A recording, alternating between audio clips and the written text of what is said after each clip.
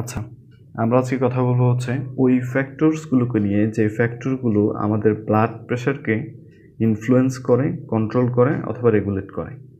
তো তোমরা এতক্ষণে জানো যে আমাদের ব্লাড প্রেশারের ফর্মুলাটা কি। আমাদের ব্লাড প্রেশারের ফর্মুলাটা হচ্ছে যে আমাদের cardiac output into total peripheral resistance. তো আমরা বুঝতে পারলাম যে আমাদের ব্লাড প্রেশার মূলত ডিপেন্ড করে হচ্ছে কার্ডিয়াক আউটপুট এবং টোটাল পেরিফেরাল রেজিস্ট্যান্সের উপর।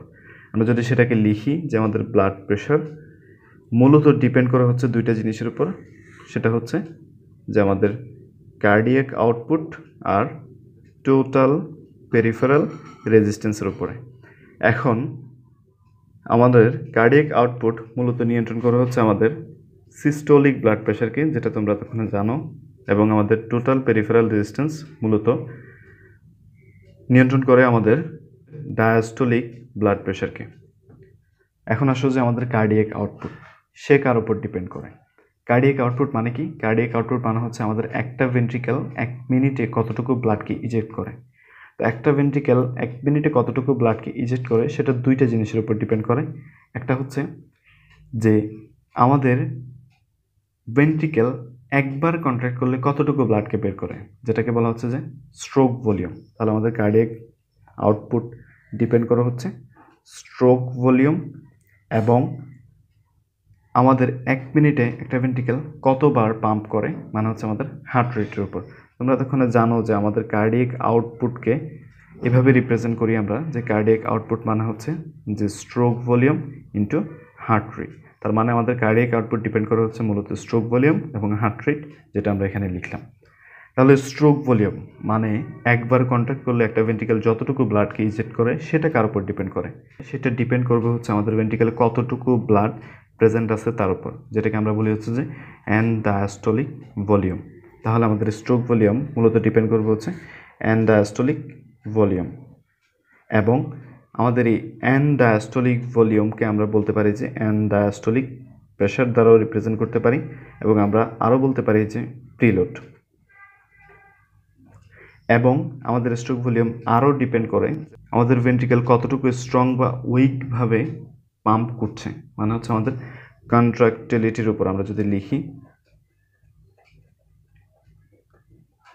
কন্ট্রাক্টিলিটির উপর আমাদের স্ট্রোক ভলিউম ডিপেন্ড করে। আমাদের স্ট্রোক ভলিউম শুধুমাত্র কতটুকু ব্লাড আছে বা কীভাবে কন্ট্রাক্ট করছে তার উপরই না, আমাদের ভেন্ট্রিকেল কতটুকু বাধার সম্মুখীন হয় মানে হচ্ছে টোটাল পেরিফেরাল রেজিস্ট্যান্স, এখানে যে স্মুথ মাসেলগুলো আছে সেগুলো আমাদের ব্লাডকে কতটুকু রেজিস্ট্যান্স দেয় সেটার উপরে ডিপেন্ড করে, যেটাকে আমরা বলতে পারি যে টোটাল পেরিফেরাল রেজিস্ট্যান্স, বা আমরা বলতে পারি যে আফটারলোড। আমাদের এই টোটাল পেরিফেরাল রেজিস্ট্যান্স বা আফটারলোডের উপরও আমাদের স্ট্রোক ভলিউম ডিপেন্ড করে। এখন আমাদের এই অ্যানডায়াস্টোলিক ভলিউম বা অ্যানডায়াস্টোলিক প্রেশার বা প্রিলোড যেটাই বলি না কেন, আমাদের এই টার্মগুলো কার উপর ডিপেন্ড করে? আমাদের এই টার্মগুলো ডিপেন্ড করে হচ্ছে আমাদের ভিনাস রিটার্নের উপর। ভিনাস রিটার্ন মানে কি? আমাদের ভেন্ট্রিকেল কতটুকু ব্লাডকে রিসিভ করলো সেটাকে বলা হচ্ছে ভিনাস রিটার্ন। আমাদের ভেন্ট্রিকেল কতটুকু ব্লাডকে রিসিভ করলো সেটার উপর ডিপেন্ড করা হচ্ছে আমাদের অ্যানডায়াস্টোলিক ভলিউম, মানে ভেন্ট্রিকেলে কতটুকু ভলিউম থাকবে, এবং তার উপরেই ডিপেন্ড করবে হচ্ছে আমাদের স্ট্রোক ভলিউম, মানে কতটুকু ভলিউমকে ভেন্ট্রিকেল ইজেক্ট করবে। তাহলে আমরা লিখতে পারি যে আমাদের অ্যানডায়াস্টোলিক ভলিউম ডিপেন্ড করা হচ্ছে আমাদের ভিনাস রিটার্নের উপর।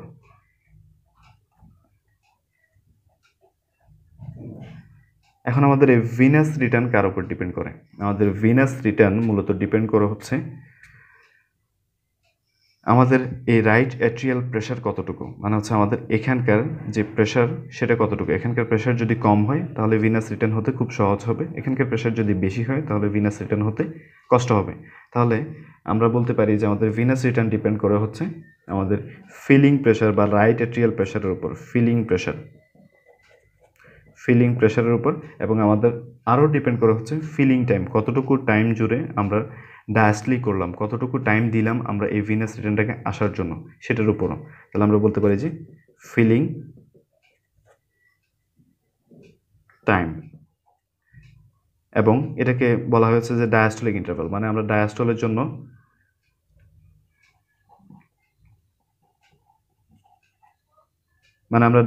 জন্য কতটুকু সময় দিলাম। এখন আমাদের এই ফিলিং প্রেশারটাকেও দুইটা জিনিস এফেক্ট করবে, সেটা কি কি? যে আমরা কতটুকু ব্লাড ভলিউম নিয়ে কাজ করছি?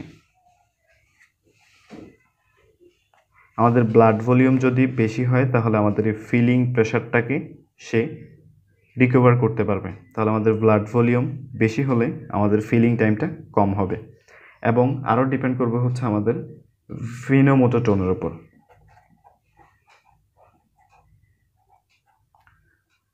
ভেনোমোটর টোন বলতে বোঝায় যে আমাদের ভেনগুলো কি কনস্ট্রিক্ট অবস্থায় আছে নাকি ডায়ালেট অবস্থায় আছে। ভেনগুলো যদি কনস্ট্রিক্ট করে তাহলে ভেনগুলো খুব দ্রুত আমাদের এই ভেনে যে ব্লাডগুলো থাকে সেগুলোকে পাঠাতে পারবে, মানে হচ্ছে আমাদের ভিনাস রিটার্নকে সে বাড়াতে পারবে। কিন্তু আমাদের ভেইনগুলো যদি ডায়ালেট অবস্থায় থাকে তাহলে ভেইনগুলোতে ব্লাড পুলড আউট হয়ে থাকবে এবং যার জন্য আমাদের ভিনাস রিটার্নটা ভালো হবে না।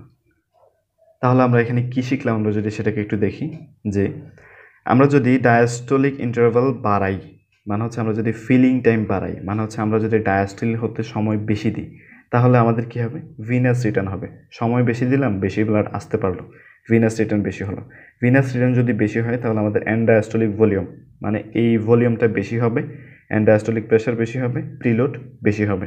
তাহলে সে একবার কন্ট্রাক্ট করলে বেশি ব্লাডকে বের করে দিতে পারবে, মানে হচ্ছে স্ট্রোক ভলিউম বেশি হবে। স্ট্রোক ভলিউম যদি বেশি হয় তাহলে 1 মিনিট ধরে সে আগের তুলনায় বেশি ব্লাড বের করে দিবে, তাহলে কার্ডিয়াক আউটপুট বেশি হবে। কার্ডিয়াক আউটপুট বেশি হওয়া মানে কি? সিস্টোলিক ব্লাড প্রেশার বেশি, মানে হচ্ছে কি? ব্লাড প্রেশার বেশি। আসো যে ব্লাড ভলিউম যদি বাড়াই, কীভাবে ব্লাড ভলিউম বাড়াতে পারি? যে আমরা কোনো একটা পার্সনকে নর্মাল স্যালাইন দিলাম বা কেউ একজন ব্লাড ট্রান্সফিউশন নিল, তাহলে তার ব্লাড ভলিউম বাড়বে। তাহলে যদি ব্লাড ভলিউম বাড়ে তাহলে তার ফিলিং প্রেশার কী হবে? বাড়বে। সে ভালোভাবে ফিল করতে পারবে। যদি সে ভালোভাবে ফিল করতে পারে তার ভিনাস রিটার্ন বেশি হবে। ভিনাস রিটার্ন যদি বেশি হয় তার অ্যান্ডায়াস্টোলিক ভলিউম, অ্যান্ডায়াস্টোলিক প্রেশার, প্রিলোড এগুলো বেশি হবে। যদি এগুলো বেশি হয় তাহলে একবার কন্ট্যাক্ট করলে সে বেশি ব্লাডকে বের করে দিতে পারবে, মানে হচ্ছে তার স্ট্রোক ভলিউম বেশি হবে, তার কার্ডিয়াক আউটপুট অবশ্যই বেশি হবে, সিস্টোলিক ব্লাড প্রেশার বাড়বে, মানে হচ্ছে ব্লাড প্রেশার বাড়বে। ভেনোমোটোটোন, ভেইন যদি কনস্ট্রিক্ট করে তাহলে সে বেশি ব্লাডকে পাঠাতে পারবে, মানে হচ্ছে তার ভিনাস রিটার্ন বাড়বে, মানে হচ্ছে তার অ্যান্ডায়াস্টোলিক ভলিউম, অ্যান্ডায়াস্টোলিক প্রেশার, প্রিলোড এগুলো বাড়বে, স্ট্রোক ভলিউম বাড়বে, কার্ডিয়াক আউটপুট বাড়বে, ব্লাড প্রেশার বাড়বে।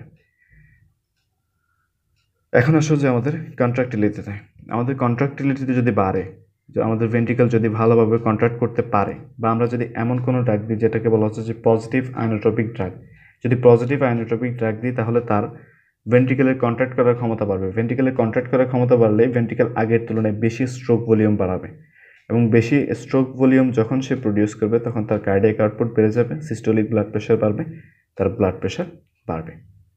টোটাল পেরিফেরাল রেজিস্ট্যান্স বা আফটারলোড, এই টোটাল পেরিফেরাল রেজিস্ট্যান্স বা এখানকার যদি আমরা রেজিস্ট্যান্সটা কমাই, কীভাবে কমাতে পারি? যে আমরা ভিনো ডায়ালেটার নামে কোনো একটা ড্রাগ দিলাম, যদি ভিনো ডায়ালেটার দিই তাহলে সে যখন কন্ট্যাক্ট করবে সে এই ব্লাডটা খুব দ্রুত পাঠাতে পারবে এবং এটাকে ভিনাস সিস্টেমে নিয়ে চলে যেতে পারবে।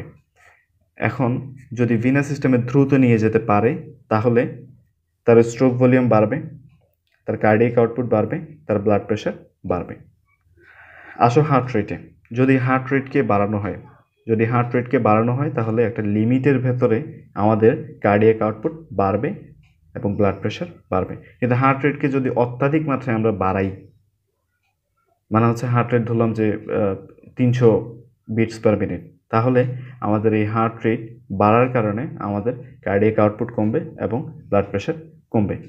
টোটাল পেরিফেরাল রেজিস্ট্যান্স আমরা সেটা বলেই দিলাম যে টোটাল পেরিফেরাল রেজিস্ট্যান্স যদি আমরা ভিনো ডায়ালেটর ইউজ করি তাহলে টোটাল পেরিফেরাল রেজিস্ট্যান্স কমে যাবে, তাহলে আমাদের ব্লাড প্রেশার বেড়ে যাবে।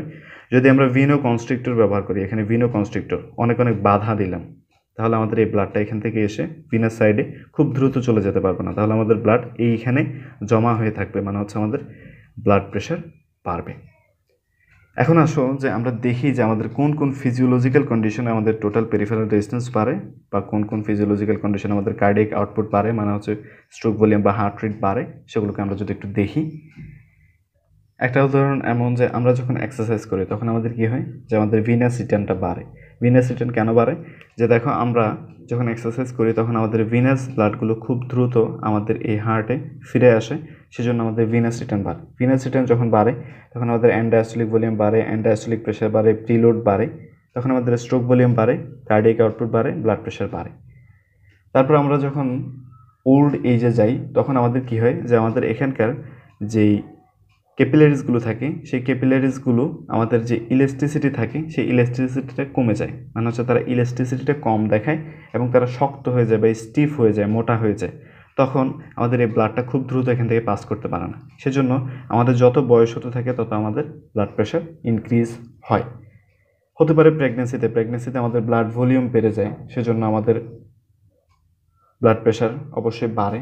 হতে পারে আমাদের ডাইজেশনের সময় আমাদের কার্ডিয়াক আউটপুট বাড়ে, যার জন্য আমাদের ব্লাড প্রেশার বাড়ে। আমাদের যদি ওজন বেশি হয় তাহলে আমাদের ব্লাড প্রেশার বাড়বে, কারণ কি ওজন যার বেশি তার ব্লাড ভলিউমটাও বেশি, তাহলে তার ব্লাড প্রেশারও বেশি হবে। তারপর বলতে পারো যে আমাদের ইমোশন এবং এক্সাইটমেন্ট এই জিনিসগুলো যখন হয় তখনও আমাদের ব্লাড প্রেশার বাড়তে পারে। এবং স্লিপ বা ঘুমানোর সময় তখন আমাদের হার্ট রেট কম থাকে, যার জন্য আমাদের ব্লাড প্রেশার কম থাকে, মোটামুটি 15 থেকে 20 মিলিমিটার অফ মার্কারি কম থাকে। নারী নাকি পুরুষ তার উপরও আমাদের ব্লাড প্রেশার ডিপেন্ড করে, যে আমাদের নারীদের ক্ষেত্রে 5 millimetre of mercury blood pressure কম থাকে ছেলেদের তুলনায়, এবং সেটা মেনোপজের পরে আবার সমান হয়ে যায়। রেসপিরেশন, ইনস্পিরেশনের সময় মানে শ্বাস গ্রহণের সময় আমাদের ব্লাড প্রেশার একটু কম থাকতে পারে। কারণ কি? কারণ হচ্ছে ইনস্পিরেশনের সময় যখন আমরা শ্বাস গ্রহণ করি, আমাদের বাতাস যখন ফুসফুসে আসে তখন ফুসফুসে আমাদের অনেক অনেক ব্লাড যায় এবং ব্লাডগুলো কিছুক্ষণ ফুসফুসে অবস্থান করতে পারে, যার জন্য কি হয় যে আমাদের ভিনাস রিটার্নটা কম হয়। যখন ভিনাস রিটার্নটা কম হয় তখন কি হয় যে আমাদের diastolic volume and diastolic pressure preload এগুলো কমবে, স্ট্রোক ভলিউম কমবে, কার্ডিয়াক আউটপুট কমবে, মানে সিস্টোলিক ব্লাড প্রেশার কমবে বা ব্লাড প্রেশার কমবে। তো এই ছিল যে ফ্যাক্টরগুলো যেগুলো আমাদের ব্লাড প্রেশারকে ইনফ্লুয়েন্স, কন্ট্রোল বা রেগুলেট করতে পারে।